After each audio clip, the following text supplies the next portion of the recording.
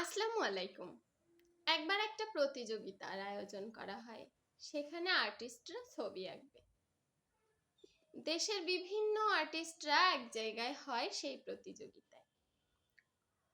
সেখানে বিষয় ছিল শান্তি। সবাই প্রত্যেকে যার যার ছবিগুলো প্রদর্শন করলো। বিচারকেরা উপস্থিত।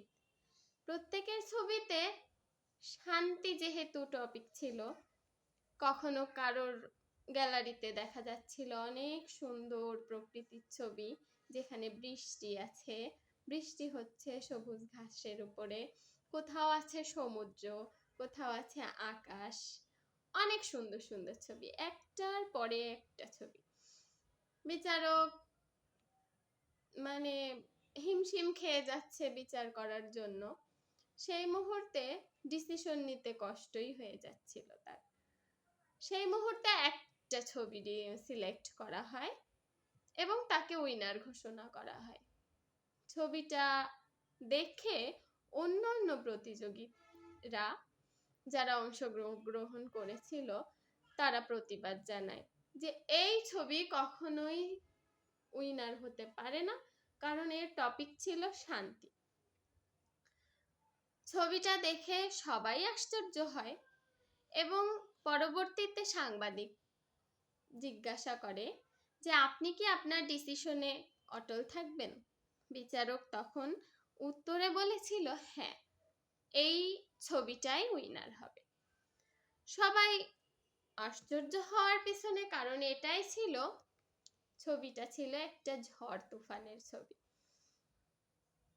মুষলধারে বৃষ্টি হচ্ছে, ঝড় হচ্ছে, কালো অন্ধকার ছেয়ে আছে ছবিতে। এটা শান্তির হয় কিভাবে? এভাবেই প্রশ্ন করেছিল সাংবাদিক সাহেব।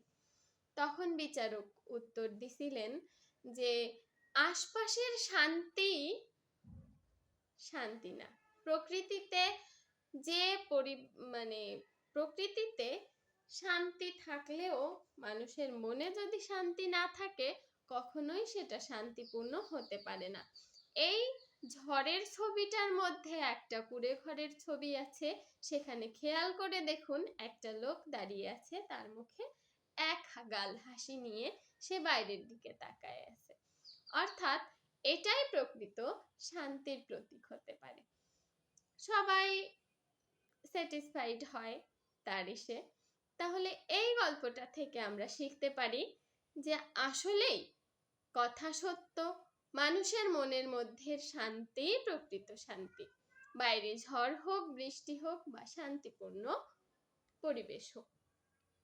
এই শান্তি থেকে আমরা আরো একটা কথা বলতে পারি, আমরা আমাদের পরিবার, আমাদের আত্মীয় স্বজন, আমাদের সম্পর্কগুলোকে নিয়েই শান্তিতে থাকতে পারি। এখন কিছু মানুষ আছে যারা একা থাকতে পছন্দ করে, একা হয়ে যায়।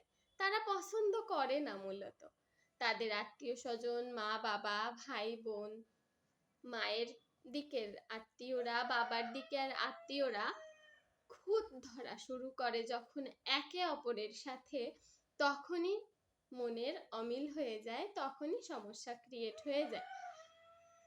আমাদের এই যে খুঁত ধরা, কমতি খোঁজা, এই কাজটা না করলেই হয়তোবা আমাদের সম্পর্কগুলো আরো সুন্দর হতে পারে, আরো মধুর হতে পারে এবং আমরা শান্তিতে থাকতে পারি।